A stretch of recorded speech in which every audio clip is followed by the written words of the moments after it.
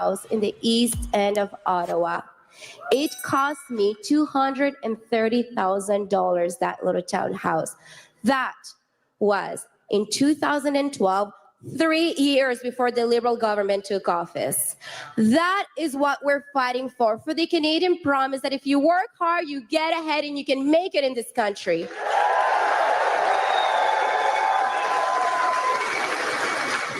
This is who we are, the Poilievres, working really hard and restoring the Canadian promise. That is why it is my pleasure to stand by my husband's side and to share him with all of you. Ladies and gentlemen, our next Prime Minister, my husband, Pierre Poilievre.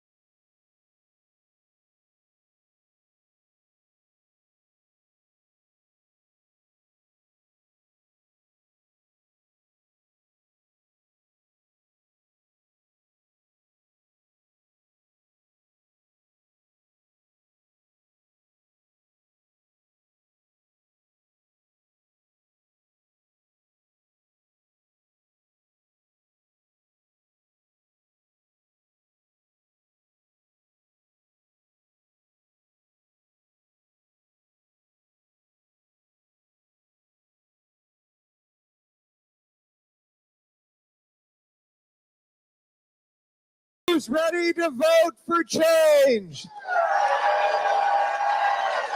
Who's ready to build some homes you can afford? Who's going to vote to stop the crime for a change? And who's going to vote for your former police chief and top crime fighter, Hugh Stevenson, for a change? Who's ready to put Canada first for a change? Oh, look at that crowd up there. Amazing. It's been a long time since we've had crowds like this in Canada. But you know what I think it is? You're worth it. I think, thank you. I love you. But I think it's bigger than me. It's about much more than me. It's not about me. It's about you. It's about giving you back control of your lives. I think that the reason why we've attracted these record-breaking crowds is people have hope again. People have hope. The young people have hope. That yes, the young people like that young person over there have hope. That soon they'll be able to afford a home and start a family and have kids and give their parents some grandkids. Families have hope that their streets are going to be safe again for a change, that they'll be able to have their kids out playing street hockey without fear, or go to bed not worried that their car is going to be missing in the morning. I think that our working people, our waitresses and welders have hope again, that they will be able to afford good, decent food, that their fridge and their bank account will be full at the same time. People have hope that change is coming to Canada.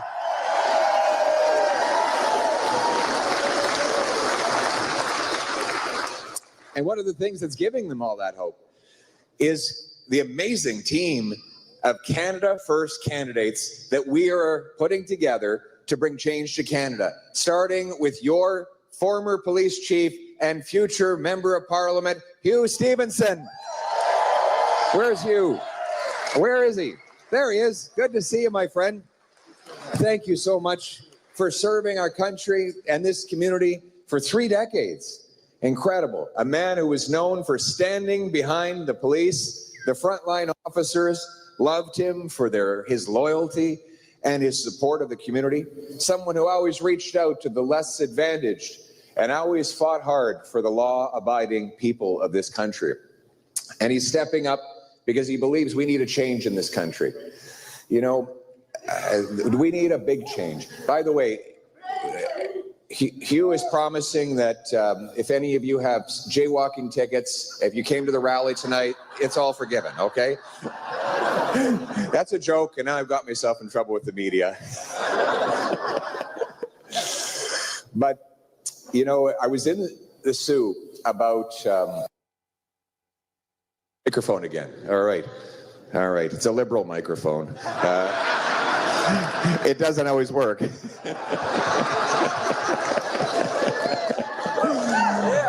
Still, I've never met a mic I didn't like. Anyway, so we went to this diner. We had a lunch, and it was a really nice place. And after we left, we jumped in the minivan, and we were driving off to our next engagement. And the back door of the restaurant swung open, and out came a waitress. She ran right into the street where we just turned onto the street to leave, and she was jumping up and down and waving. Apparently, she had missed us when we were there, but then heard in the back of the kitchen that I had been there. And she ran out. I thought, oh, did we forget to pay the bill or something? Are we in trouble? So we pulled the minivan over the side of the road. I jumped out. I said, how can I help you? And she walked up and she said, fix it. That's it. Just fix it. And she didn't even need to tell me what it was, because everybody knows what it is, right? It's all of it. It's all of it. It's the whole mess. The whole mess. The whole mess. A waitress 10 years ago could afford to buy a home with her husband and start a family. Now, that's impossible. We have the most expensive real estate in the world. It's double under the last Liberal decade. Crime and chaos reign in our once safe streets as repeat violent offenders are everywhere and released within seconds of their latest arrest. Food prices have risen 37% faster in Canada than in the United States during the last 5 years because of carbon taxes Liberals imposed and are temporarily hiding that drove up the cost for the farmers and truckers who bring us our food. The things that we need to fix, it's everything. But we know that we will not fix it by rehiring for a 4th time the same Liberals who broke it in the first place.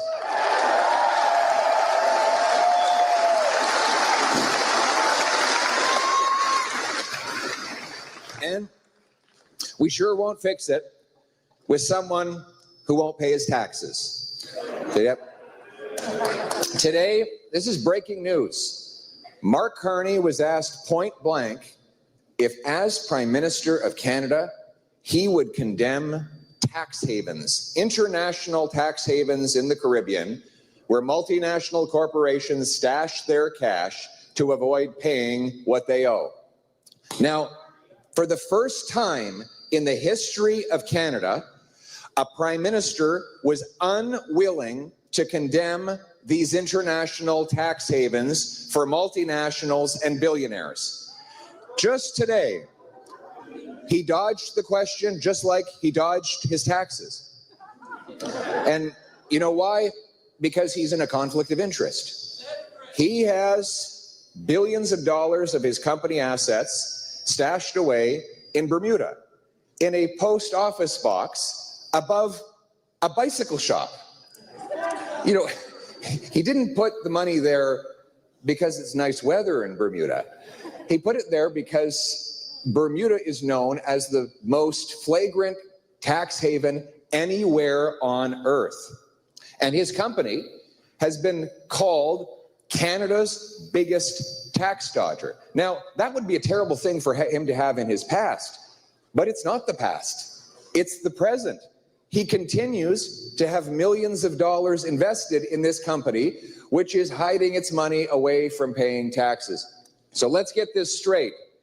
While the police officers here in the Sault, or that waitress who's struggling to feed her kids, or the small businesses that are hanging on by a thread, are forced to pay high Liberal taxes, Mark Carney, our Prime Minister, is still invested in tax havens that dodge his bill. My friends, that is not putting Canada first. That is not the change we need. We need a new Conservative government that will put our taxpayers first for a change.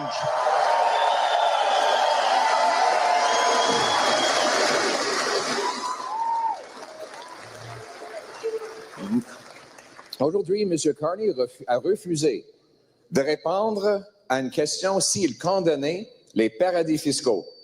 C'est la première fois dans l'histoire du Canada qu'un premier ministre a refusé de condamner des paradis fiscaux. Et pourquoi? Parce qu'il a des millions de dollars de conflits d'intérêts dans une entreprise qui cache ses actifs aux Bermudes, dans une boîte postale sur un magasin de vélo.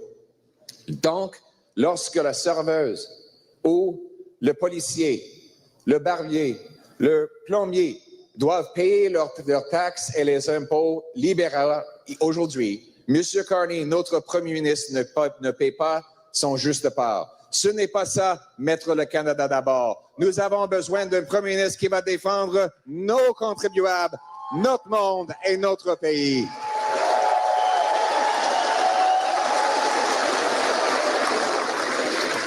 Donc, le choix dans ces élections, après les décennies perdues des libéraux, où les prix ont augmenté et l'économie est en baisse sur la dépendance des Américains.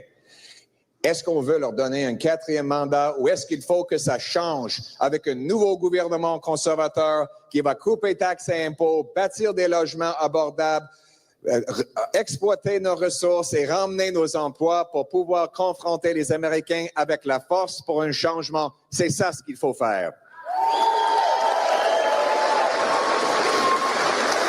My friends, the choice in this election, after the lost Liberal decade of rising prices and rising crime and an economy falling under the dependence of the Americans, do we want to give them a fourth?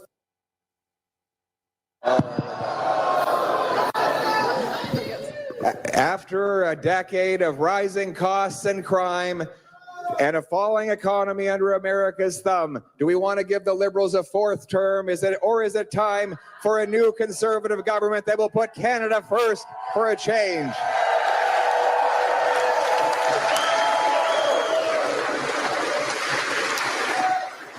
Let's just quickly review the problems. Today in Canada, inflation is back on the rise. Inflation, having hit 40-year highs, is now up again.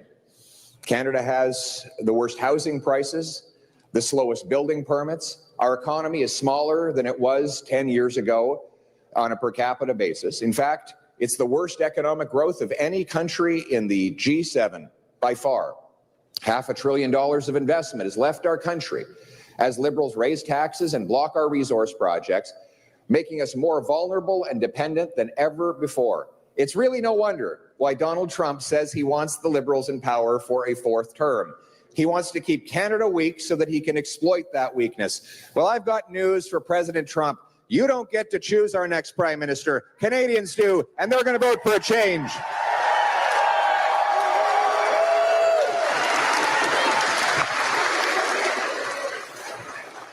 And it's not going to solve the problem to elect the same Liberal MPs, Liberal ministers, the same Liberal strategists with the same Liberal policies to get the same Liberal results. What we need is to bring a real change to this country, and that is what we are going to do. We need strong leadership from people who have put our country first and who have a real economic plan to do it. And so tonight I'm going to tell you about that plan.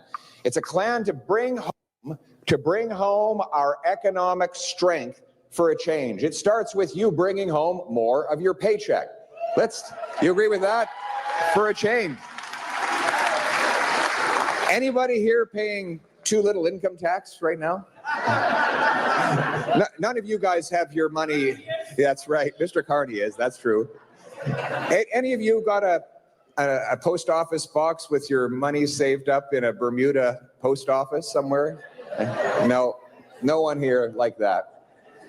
No, here in this room, I see hardworking people. Do we have any waitresses? Any welders? Any tradespeople? Yeah. Small business owners? Soldiers? Sailors? Air Force members? You're a soldier? But we got a veteran over here. All these hardworking people, thank you very much for your service. Give them a big round of applause.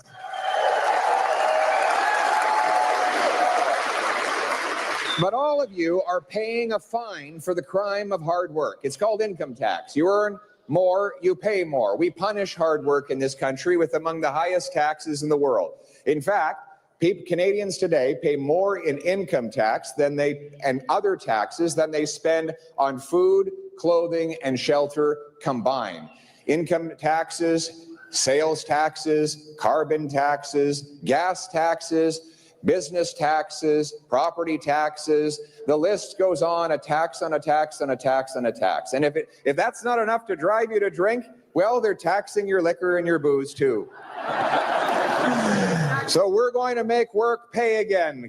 A Canada First Conservative government will cut income tax for the average senior and worker by 15%. So you keep your money for a change.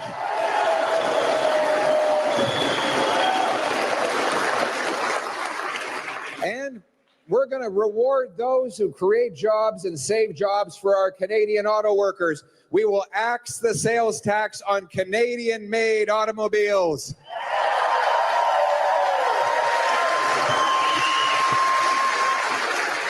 And then there's the carbon tax. This is an area where the Liberals have really tried to pull a fast one. By the way, look at that beautiful sign back there, that beautiful axe the tax. Isn't that great? Way to go. I think he's a lumberjack. We've got a lumberjack over there. So when we do the axing of the taxes, we're going to bring this guy to Parliament Hill to help us. So the Liberals brought in the carbon tax for the last 7 years. 7 years, and they put the law, it's still in place, that allows them to raise the tax up to 61 cents a litre in their next term in office. Now, 28 days before the election, they hide the tax from the pumps in the hopes that they will fool Canadians into electing them a fourth time, after which they'll simply put the tax back on, this time with no rebate at all, and make it higher than ever before. Mark Carney said his only disagreement with Trudeau's carbon tax is that it was not high enough. He says that he wants the tax to go higher on Canadian steel. What would that mean? He actually said that Canadians don't use steel anymore, so you won't have to pay his tax. This building would actually come crashing down if there were no steel. Anybody here work for Algoma? Right on, our Algoma steel workers. I'll tell you something, if this Liberal industrial carbon tax is allowed to go ahead, there will be no Algoma, there will be no Stelco, there will be no DeFasco, there will be no Gordeau. The Canadian steel-making companies simply will not be able to compete with American and Chinese steelmakers who have no carbon tax at all. Both Trump and Carney want to tax Canadian steel, one with tariffs and the other with carbon taxes. I want neither. My plan is to axe the tax for everything, for everyone, for good, for real, forever, for a change.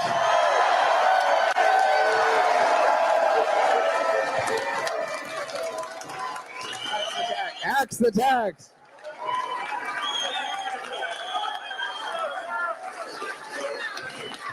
We're going to be axing a lot of taxes.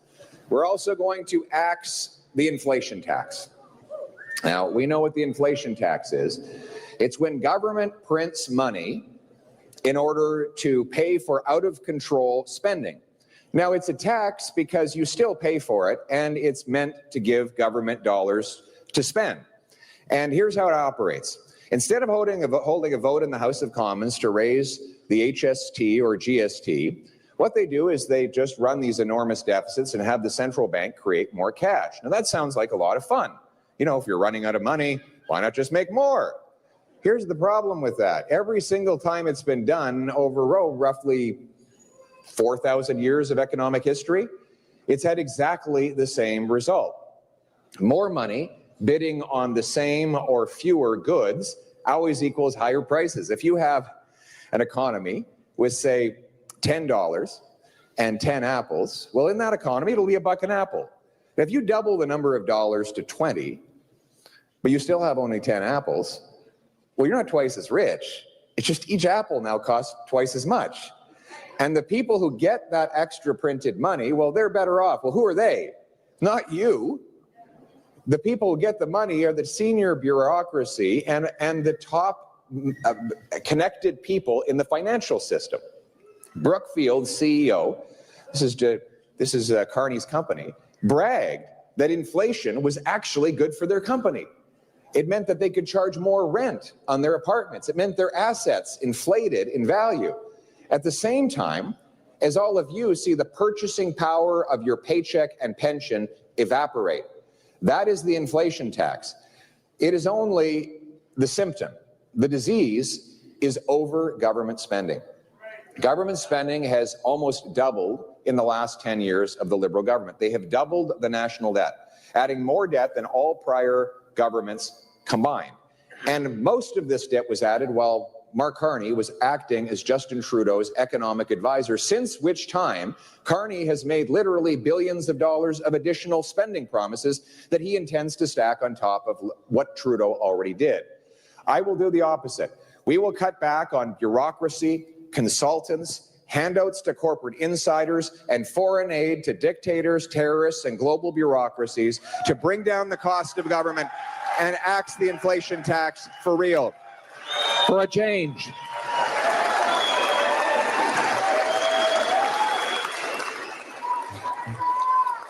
Thank you. I love you too. Thank you very much. Who's this young lady over here? Georgia. Excellent. Are you old enough to vote? Oh, that's too bad. You can't. Well, it's true. You can't get her an ID or anything, eh, Chief?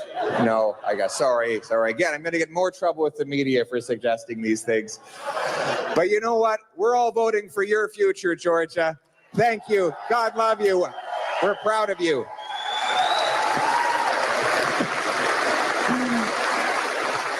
We want Georgia to be able to afford a place to live, don't we? A nice house on a safe street. We used to take that for granted in Canada. People would be able to buy a house by the time they were in their mid-20s. My wife told, I don't know if she told the story tonight, she was in her mid-20s and she was able to get a nice little place, a townhouse in Ottawa. That was back about 11 years ago, 12 years ago, 2012. Not long ago, this was something we all took for granted. But housing costs have doubled over the last Liberal decade.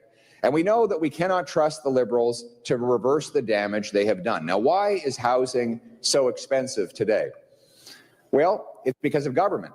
We have the second slowest building permits in the OECD. It takes 3 times as long to get that permit in Canada as it does to get it in the UK and in the US. As much as 60% of the cost of a new home in Canada today is government costs. Taxes, red tape, lawyers, accountants, consultants, lobbyists, and others. Right now, more money from a new home goes to bureaucrats in office buildings than goes to the carpenters, electricians, and plumbers who actually build the homes. I learned this tragic injustice when I was in the Sault about a year and a half ago. I was at a Tim Hortons, and a young guy about 30 years old came and sat down in front of me. And he told me that he was living in his car. He was a carpenter with a job. My friends, when the people who build our homes cannot afford to live in them. We have a fundamentally unjust economy, and that must change.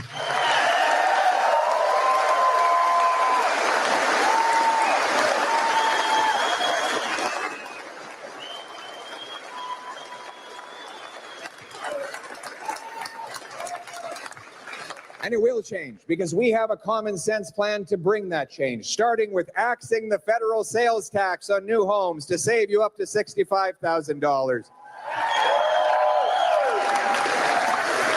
We will incentivize municipalities to speed up permits, free up land, and cut development taxes to build 15% more homes per year.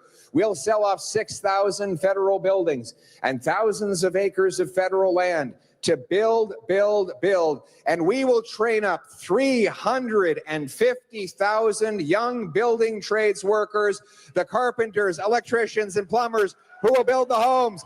Boots, not suits.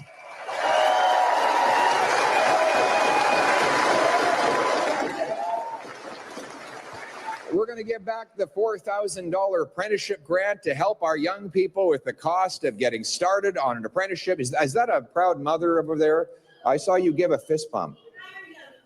Are you a small business owner? What do you do? Decks. Anybody need a deck? Your husband does. He builds decks. All right, there he is. Give him a round of applause.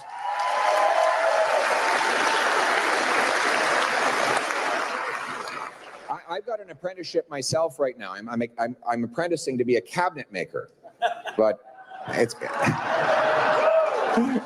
okay. It was a dad joke. It was not that bad. Come on. Come on. I'm here all night, folks.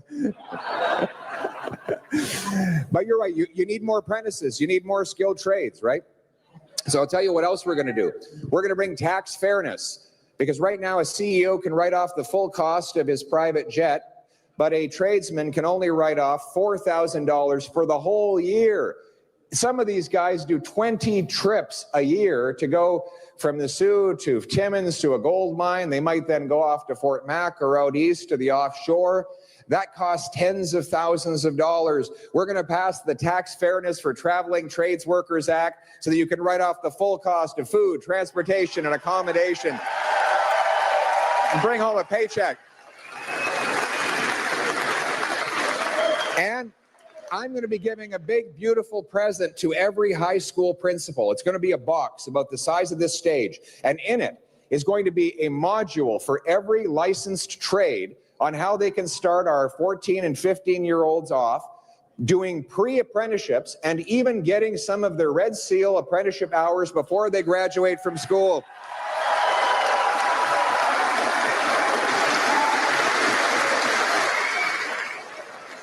We're also going to make sure that our armed forces is providing the trades in the forces with the same kinds of materials so that they can knock off hours, and when they decide to retire from their job defending the country, they can quickly get Red Seal licenses to go on building the country. That's how we're going to get the boots and not suits. And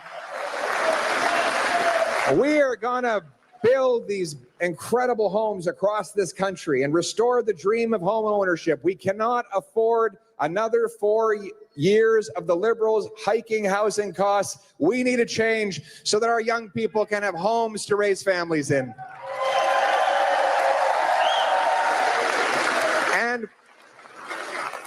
And we're going to bring home our resource jobs again for a change, aren't we?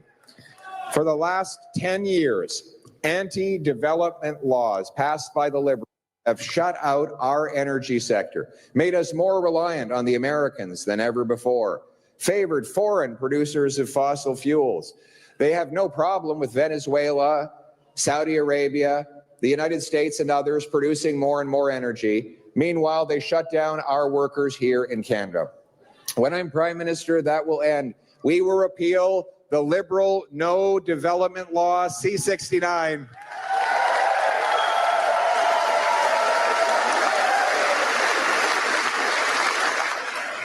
We will get rid of the energy cap to unleash massive production increases of oil and gas and countless other minerals. We will get rid of the industrial carbon tax. We will also bring in shovel-ready zones, areas that are pre-permitted for production. We will draw a big line, a big circle on a map, and say everything in this or that zone is pre-authorized for mines, pipelines, data centers, power stations, nuclear plants, LNG liquefaction terminals, and more. We'll do all the environmental studies up front, get the bureaucracy settled and out of the way, and then look over at our investors and our workers and say, this site is pre-approved, there's no more waiting, no more paperwork, put the shovel in the ground and let's get building this country. We're going to build Canadian pipelines with Canadian steel to deliver Canadian energy to Canadian customers and to the world. We'll go around the Americans and bring our jobs back to our people, building an economic fortress that can stand up to anyone.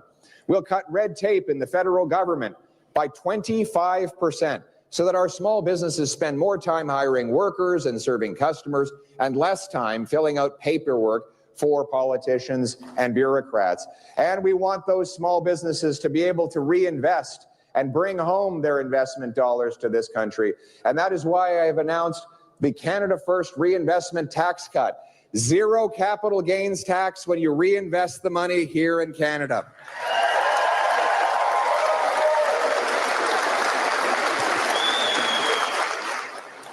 Thank you. We have a very energetic young man over there jumping up and down. Who's this guy over here? What's your name?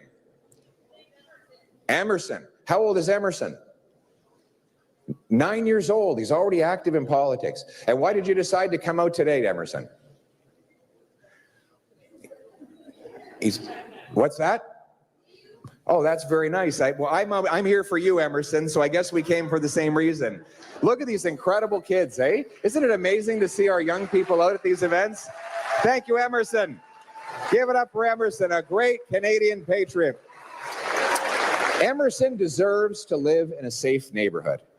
He deserves to be able to go out and play street hockey with his friends without the risk that he will be harmed by the growing crime wave that Liberals have unleashed over the last decade. Liberal law C-75 requires judges release even the most violent repeat offenders, and I'm quoting from the law, at the earliest possible time, under the least stringent conditions. And so the same offenders are often released hundreds of times. I'll give you an example. In Vancouver, they had to arrest the same 40 offenders 6,000 times. That means each one of them was arrested 150 times in a year. That's once every 2 days, all year long. There's one criminal in Penticton, BC. His name is Levi. The police tell me, you'll get a kick out of this, Hugh, when Levi is out of prison, the crime rate for the entire town of Penticton goes up. Because this one guy does that much.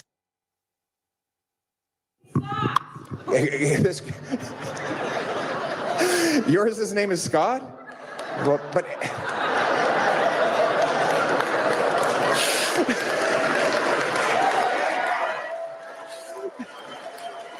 you know Scott? But the problem is that there's like millions of Scots, and now everyone's going to be looking at them strangely. Oh my God, we've got all the Scots of the world in trouble now. Listen, for the record, most Scots are great guys, really nice guys. There's one guy who's not so nice. Who thinks that it's time that we put the bad Scott and the bad Levi behind bars and leave them there?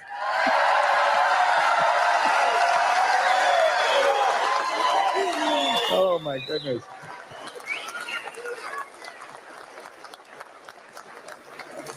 So then there's C5. There's C5. You're a nice Scot. We've got a nice Scot over there. It's not him. It's not him, right? It's not him. Okay, it's a different Scot. So then there's C5. This is the house arrest law. Very simple law. You get to do your sentence at home, in your living room. So you're a career thought car thief, and you sit in your living room and you're watching Netflix or playing Grand Theft Auto. while you serve your sentence. So you walk out the front door and reoffend all over again. And then there's the most outrageous law, liberal law of all, C-83, which allows Paul Bernardo out of a maximum penitentiary into a medium security penitentiary. My friends, as Prime Minister, and with the help of your great future Member of Parliament and former police chief, we will stop the crime for a change because we cannot afford the risk of a fourth Liberal term. I will repeal the catch and release C-75.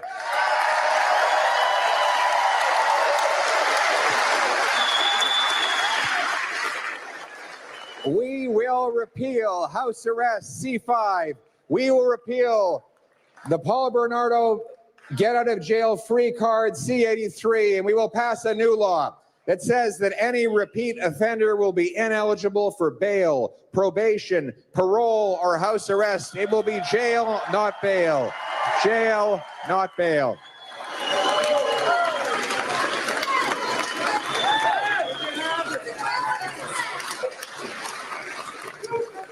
We will stop the crime for a change because we can't risk a fourth Liberal term of crime and chaos.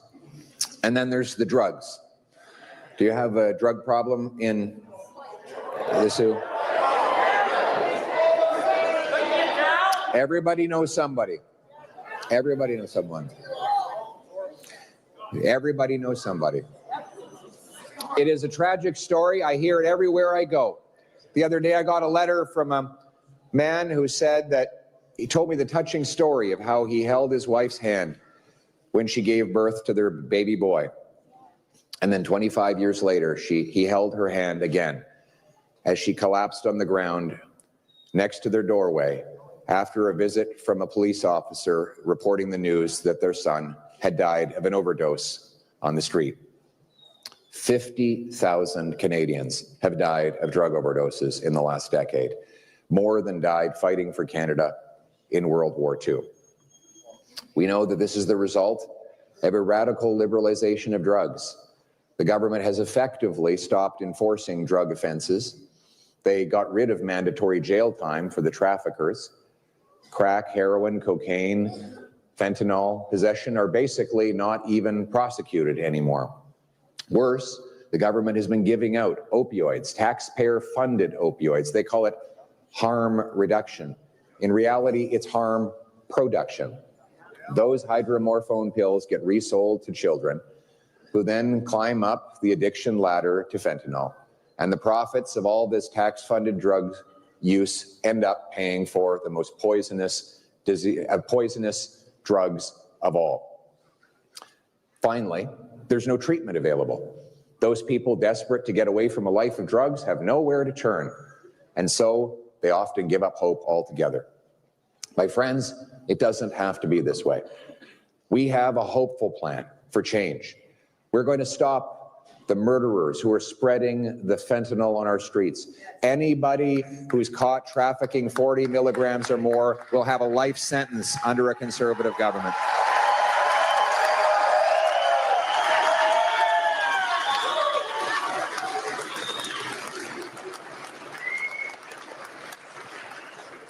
Second, we will stop giving out taxpayer-funded opioids. Okay? We will end the madness. And instead, we will sue the pharmaceutical companies that caused the drug overdose crisis in the first place.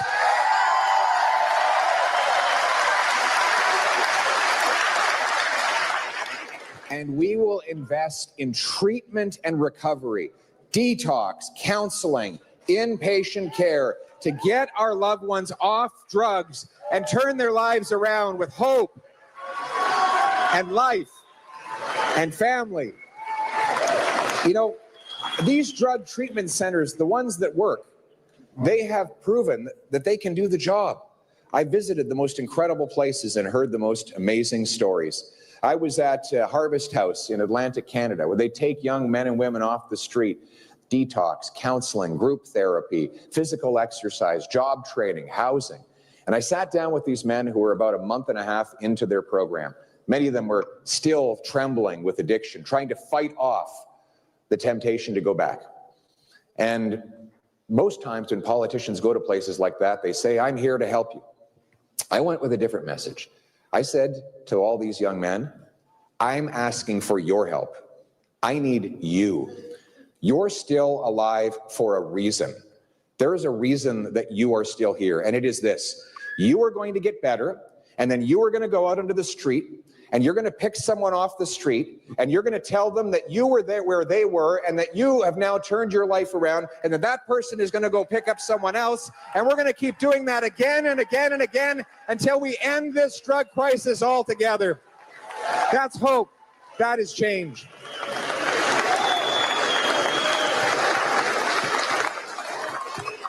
We're going to fund 50,000 drug treatment placements for our young people right across this country, and we're only going to give the money to those organizations that have a track record of success. We will pay those organizations for keeping people off drugs, pay for results, not for bureaucracy.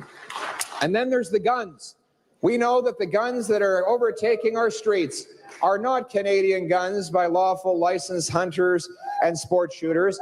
It's the smugglers. We're going to invest in 2,000 more CBSA officers.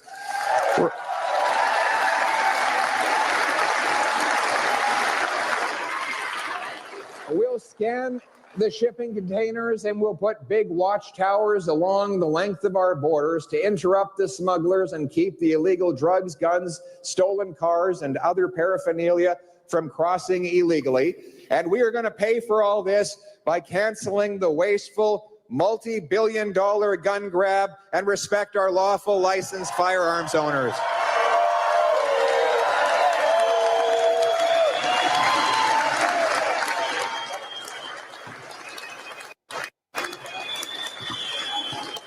Hugh, I have a question for you. Is Grandpa Joe's hunting rifle what's shooting up our streets? Absolutely not. Do you think that it's a waste of money to go after people who've gone out and got a possession and acquisition license? Illegal guns are not the issue, right? We are, and I was talking to right there, that young lady right there. She talked about we need to protect hunters' rights. It's not illegal guns. Agreed. The police know it. Just today, the Toronto police were saying the phony liberal gun bans are not a solution. In fact, it's just Hollywood-style performative politics. Going after the lawful people who get licenses is actually not only not helping, it's wasting police resources because it misses the target. And so, be very clear. Let me be very clear with you. If the Liberals get elected, they will ban your hunting rifle. There will be no more hunting rifles allowed in this country if the Liberals are back in. But we won't let them do that. We want to protect Canadians from criminals, not turkeys from hunters.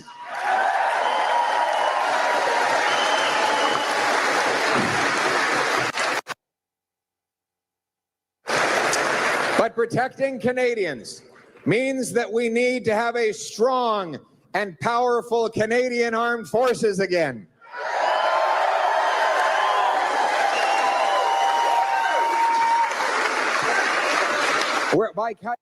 By cutting back office bureaucracy, wasteful back office procurement boondoggles, and reducing overseas wasteful foreign aid to dictators and terrorists, we will put the money back in Canada's military. We will buy 4 new massive Arctic icebreakers to take back our northern seas. Submarines, fighter jets, Poseidons that can look down and intercept foreign countries that are doing incursions into our waters and skies. We'll double the size of the first patrol of the Arctic Rangers. And we will have the first Arctic base in Canada since the Cold War, CFB Iqaluit. Our cadets. We're going to expand the cadets so that more and more of our young people can take advantage of mentorship from our soldiers and our rangers, learning riflery, survivalism, punctuality, cleanliness, and service to country, uniting them from coast to coast and giving them experiences they would not otherwise have. We want to reinstill the sense of common ground, common identity, common belief, and a common country. And that is also why we are going to uphold our history for a change. We're going to rebuild our beautiful statues. We're going to put Terry Fox, the soldiers, the famous five back in our passport.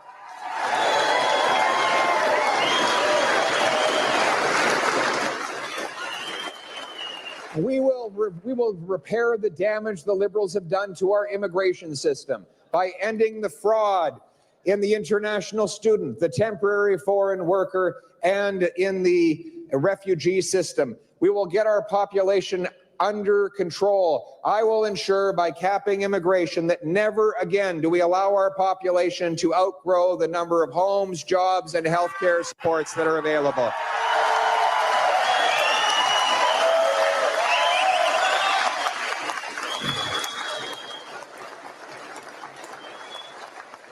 And while the Liberals continue to cling on to the Radical Century Initiative, which seeks to increase our population to over 100 million people, we will reject the Century Initiative.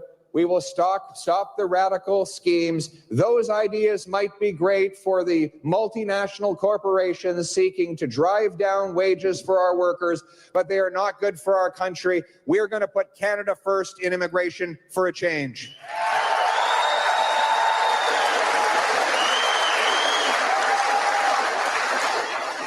And that includes giving our brilliant immigrants who are already here the chance to make maximum contribution. The 20,000 immigrant doctors, 32,000 immigrant nurses should be allowed to take a test, prove they are qualified, get working, reducing wait times in our hospital system with a blue seal for a change.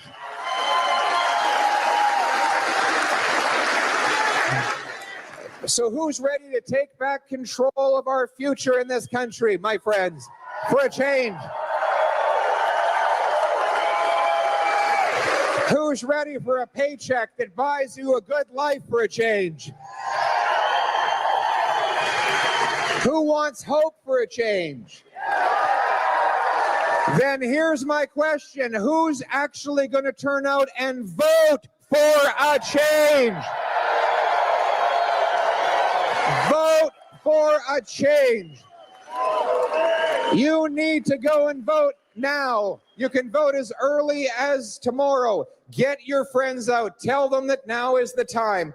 We are going to be a nation that harvests its resources, unites its people, protects its borders, honors its history, cares for its veterans, protects its vulnerable, and raises its flag. We are not a nation of tax collectors and toll masters, of gatekeepers and grandees, of bureaucrats and busybodies. No, we are a nation of explorers and entrepreneurs, of artists and adventurers, of workers and warriors, of pioneers and patriots.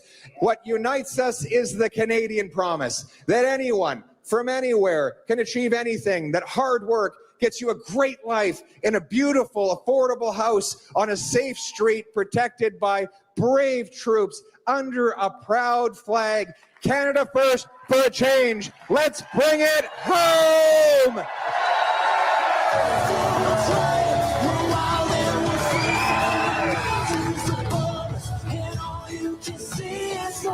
Just a place where freedom roams. It's our home. There's something tender about it. There's something hidden about it.